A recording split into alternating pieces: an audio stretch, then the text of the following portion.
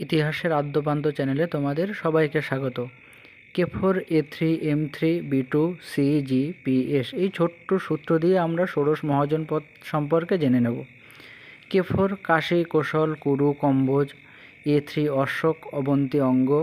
M3 Magadha, মৎস্য, Malla. B2 বৃজি, বৎস। C Chedi, P Panchal, G গান্ধার, S Surasena. সবথেকে উত্তরে অবস্থিত মহাজনপদ কম্বোজ, সবথেকে দক্ষিণে অসমক, সবথেকে পূর্বে অঙ্গ এবং সবথেকে পশ্চিমে গান্ধার। প্রথম দিকের বিখ্যাত মহাজনপদ হল কাশী। পরবর্তীকালে মগধ অন্যান্য রাজ্যকে পরাজিত করে ষোড়শ মহাজনপদগুলির উপরে আধিপত্য প্রতিষ্ঠা করে এবং এই মগধের সম্রাট